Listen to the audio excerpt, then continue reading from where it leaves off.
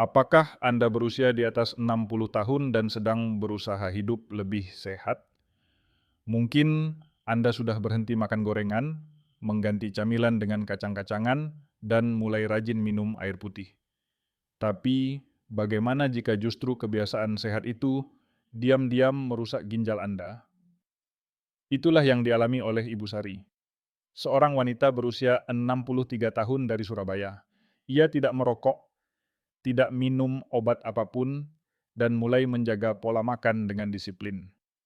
Setiap minggu, ia mengonsumsi kacang mete sebagai camilan sehat, hampir 1 kilogram per minggu. Tapi hanya dalam waktu 3 minggu, ia merasa kelelahan yang luar biasa. Setelah melakukan medical check-up, hasilnya mengejutkan. Fungsi ginjalnya tinggal 25%. Padahal 6 bulan sebelumnya, ginjalnya masih dalam kondisi sangat baik. Yang lebih mengkhawatirkan, Ibu Sari tidak merasakan gejala yang mencolok. Tidak nyeri pinggang, tidak sulit buang air kecil, tidak bengkak kaki. Semuanya terasa normal. Tapi di dalam tubuhnya, ginjal sedang perlahan-lahan rusak. Penyebab utamanya, penumpukan kristal oksalat akibat konsumsi kacang mete berlebihan dan rendahnya asupan kalsium harian. Saya adalah Dr. Ben Abraham, seorang dokter asal Indonesia yang telah menangani pasien lanjut usia lebih dari 40 tahun di Amerika Serikat. Hari ini, saya akan membongkar fakta mengejutkan tentang kacang mete dan beberapa makanan sehat lainnya yang bisa merusak ginjal Anda tanpa disadari. Semuanya berdasarkan bukti ilmiah terbaru. Simak sampai akhir, karena saya juga akan membagikan panduan sederhana untuk menjaga ginjal tetap sehat dan kuat. Sebelum kita mulai, silakan tulis di kolom komentar. Anda berasal dari kota mana? Ketik angka 1 jika Anda pernah mengira bahwa kacang mete itu 100% aman. Jangan lupa tekan tombol like, subscribe, dan aktifkan lonceng notifikasi agar Anda tidak ketinggalan ilmu penting lainnya dari Vitalitas Abadi.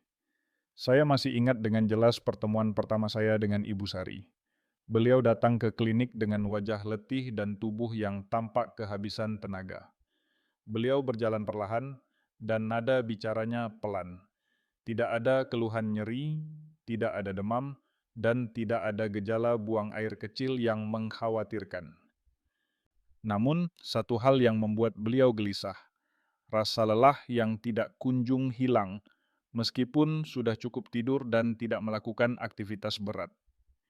Ibu Sari berusia 63 tahun, tinggal bersama suami dan 2 cucu di sebuah rumah kecil di Surabaya. Sejak pensiun 3 tahun lalu, beliau mulai lebih memperhatikan gaya hidupnya. Beliau menghentikan kebiasaan makan gorengan, mengurangi nasi putih, dan berusaha mengganti camilan dengan pilihan yang dianggap lebih sehat. Salah satunya adalah kacang mete. Dalam obrolan santai di ruang konsultasi, beliau mengaku mengonsumsi kacang mete hampir setiap hari.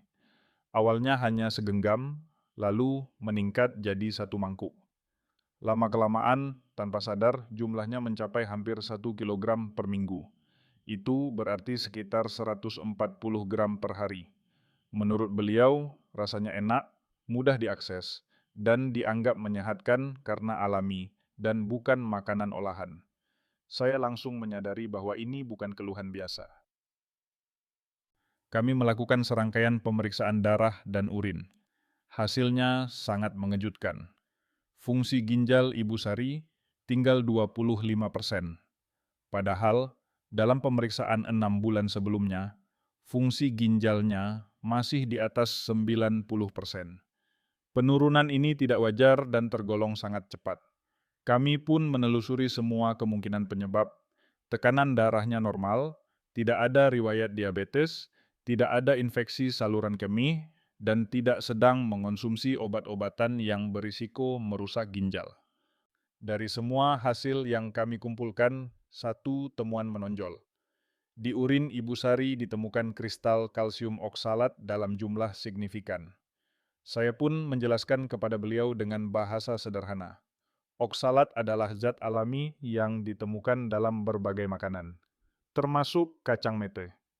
Bila dikonsumsi dalam jumlah besar dan tidak disertai cukup kalsium dalam makanan, oksalat ini akan membentuk kristal yang mengendap di ginjal.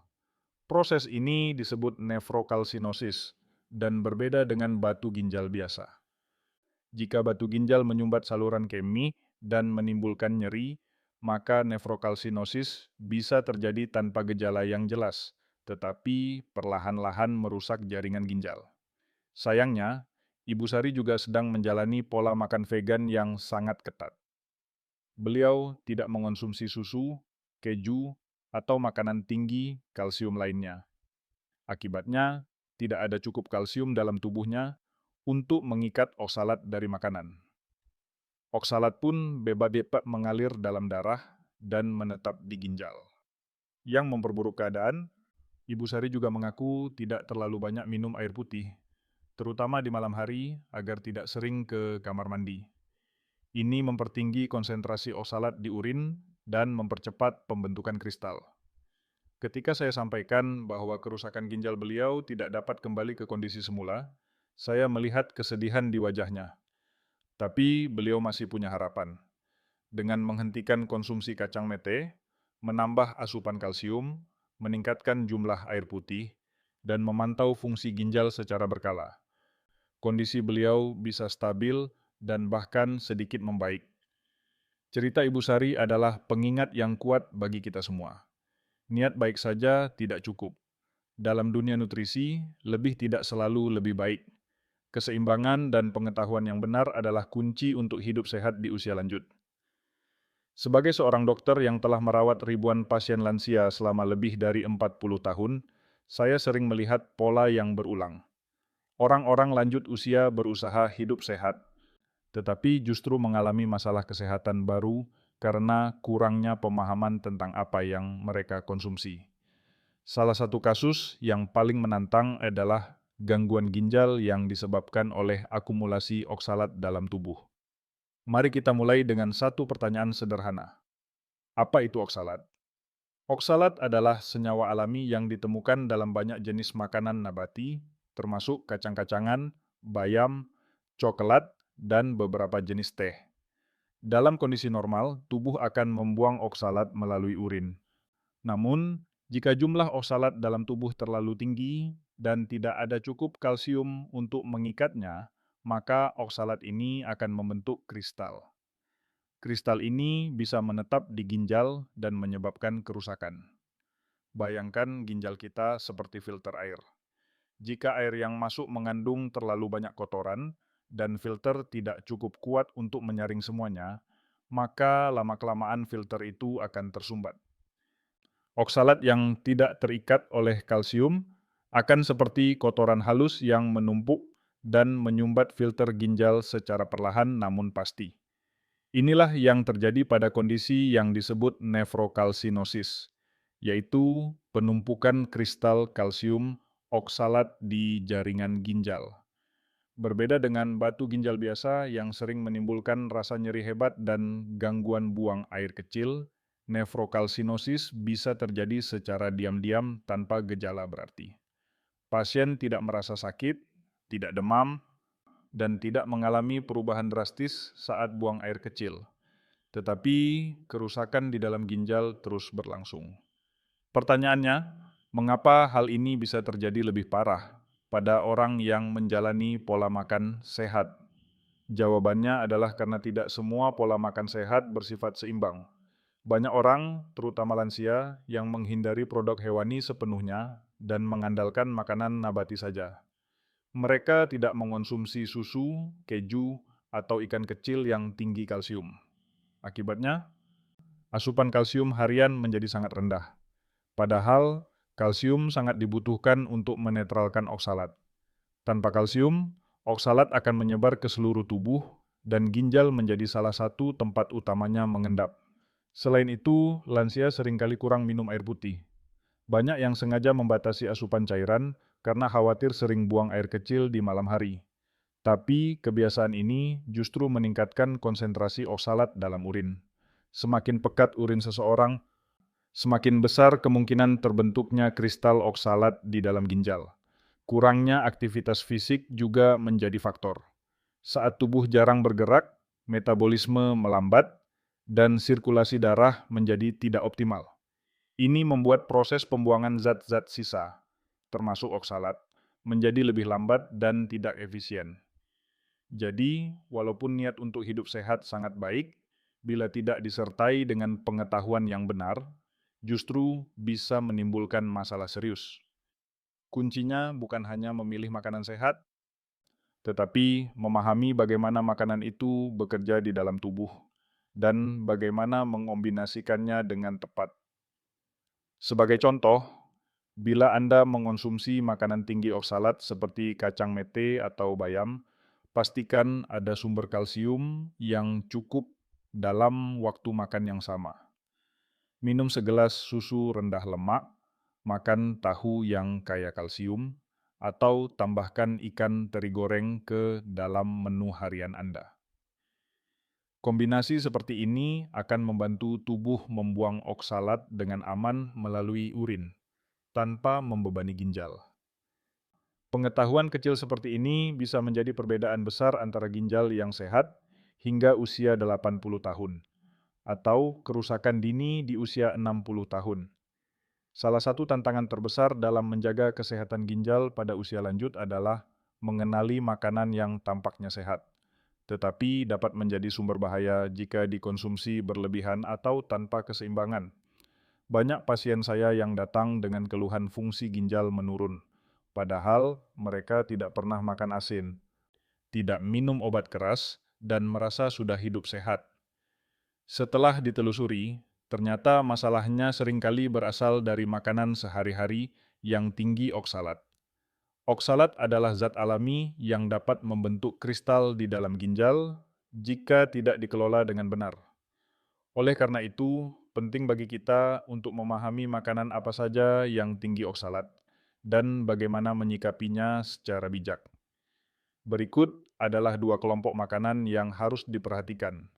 Pertama, kelompok kacang dan biji-bijian.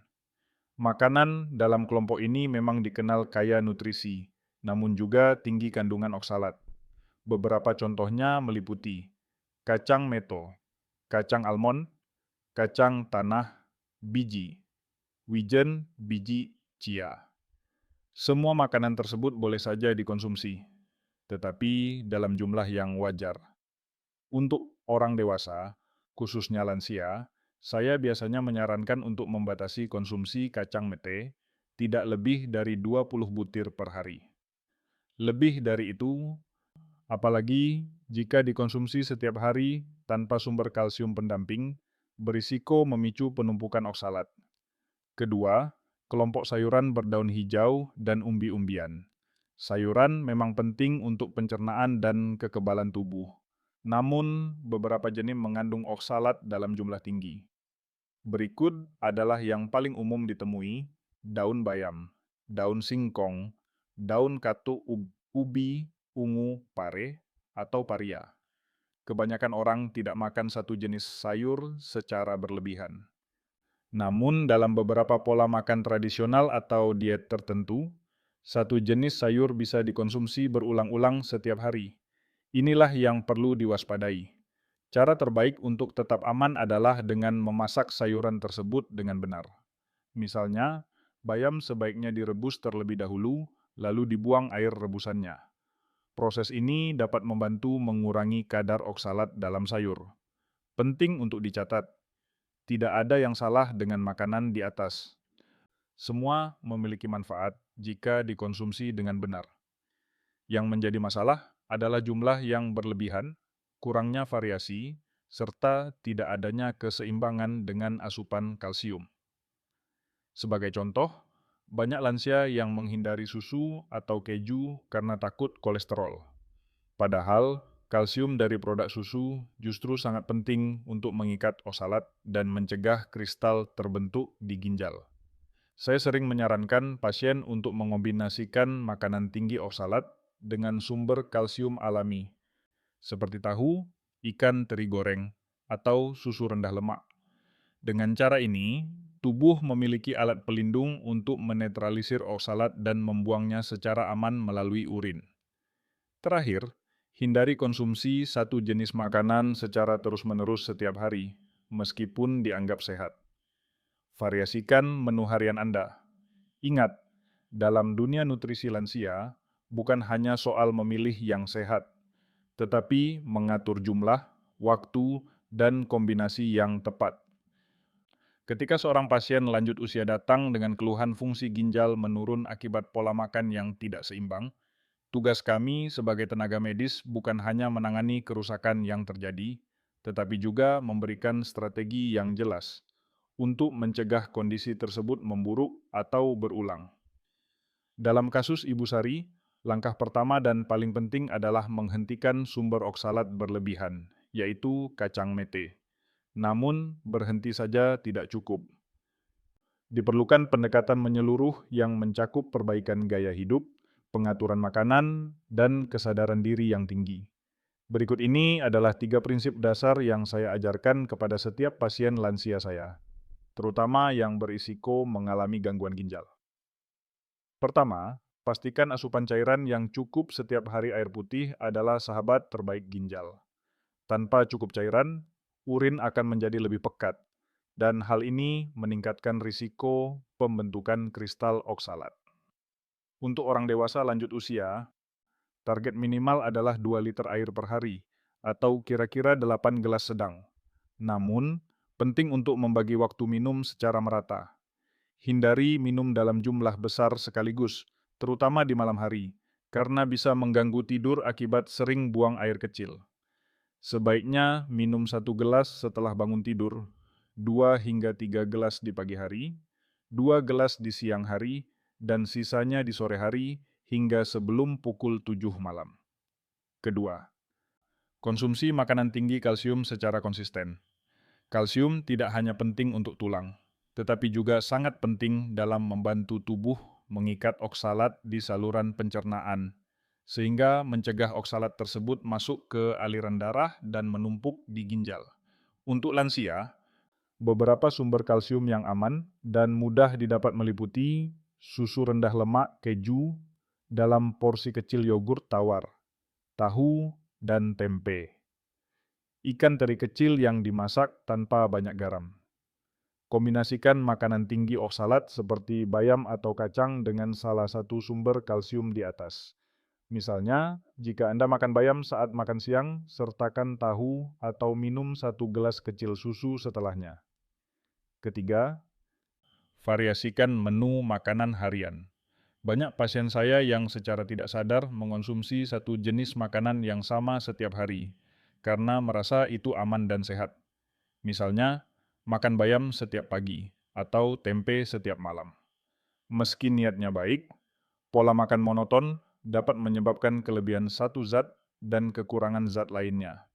Saya menyarankan siklus rotasi makanan selama 7 hari, di mana menu setiap hari berbeda.